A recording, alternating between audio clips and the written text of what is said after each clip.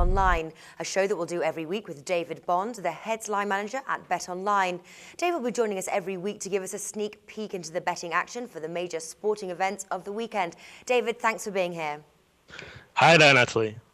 Okay, let's start off with a recap of the UEFA Champions League final. The favourites Bayern Munich defeated Borussia Dortmund 2-1. How did BetOnline make out here?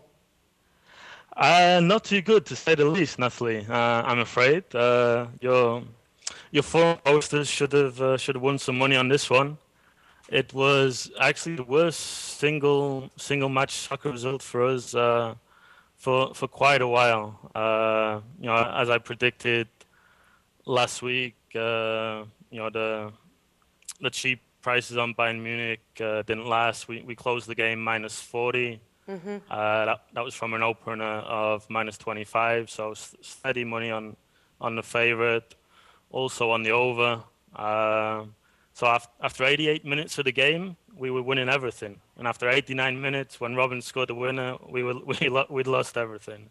Oh, but that's the way it goes sometimes. Yes, that's certainly right. Now, keeping on the topic of soccer, the international friendlies are underway. Later tonight, USA takes on Belgium. BetOnline has the money line at +205 for USA, +125 for Belgium, with the draw at +225. Where's the sharp money on this match? Not too much on this match yet. Should be some more action later in the day. Just a few nibbles on Belgium at this point, I would say. Okay, and when do we start to see the action taking place? Probably in the 2 hours before kickoff. I mean, there's no NBA tonight, so I expect quite a bit of action on this game. It's going to be live on ESPN, so should be some patriotic money about on USA, but I think the sharper money would be on Belgium. Okay. Now, later on in the week, we've got Japan versus Bulgaria, Turkey versus Slovenia, and Mexico versus Nigeria. Has any notable action come in on any of these games yet? I'd like to say yes, but no, they're quite unappealing games for later in the week. The main action will be on the World Cup qualifiers next week. These are just the appetizers this week. Okay. Let's move our focus over to tennis. The favourites looked good early on in the French Open, but Rafa Nadal did go in an unexpected 4 sets in his first round match. How has the public done so far?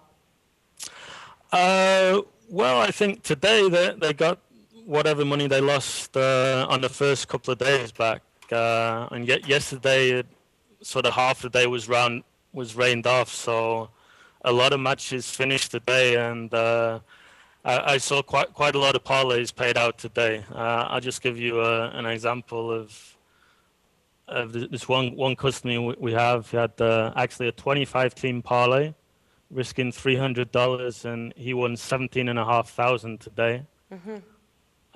He actually had a few soccer games in there as well, but his tennis picks, all big favorites: Wawrinka, Gasquet, Gulbis, Robredo, Raonic, Songa, Chardy, Silic, Vinci, Radwanska, Ivanovic, Lizicki, Errani, Nali, Kirilenko, Azarenka, Kvitova, and Stosa. All won, all big favorites, and he's certainly not the only person. There was a lot of those type of parlays cashed today. Right. And what about the round 2 action? Where's the public going on this one? Let me have a look.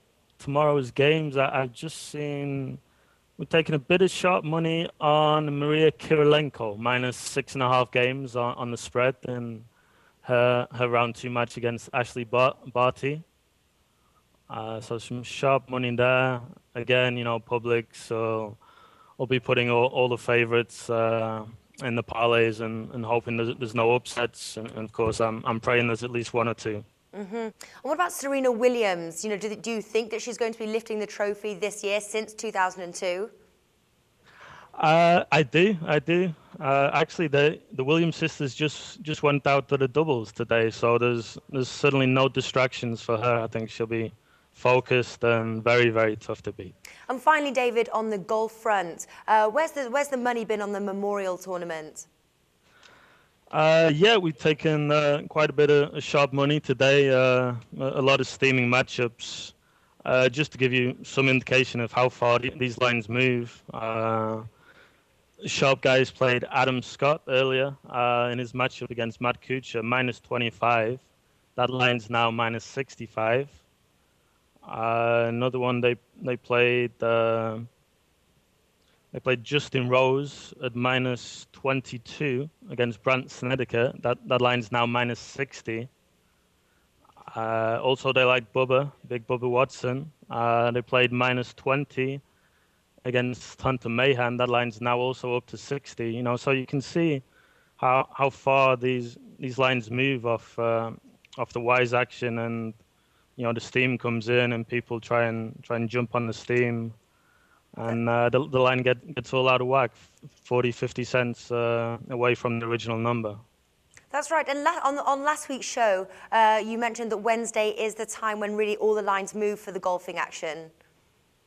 It is, yeah. Usually around Wednesday lunchtime. I mean, these lines for the tournament matchups, they come out on Tuesday, but really we don't take any money on the Tuesday. That the board starts moving and the money starts coming in Wednesday lunchtime. And you know, I'm sure your forum posters can see it as well if they look on SBR odds, or if they have a service like Don Best or Sports Options. You know, they'll see it going on.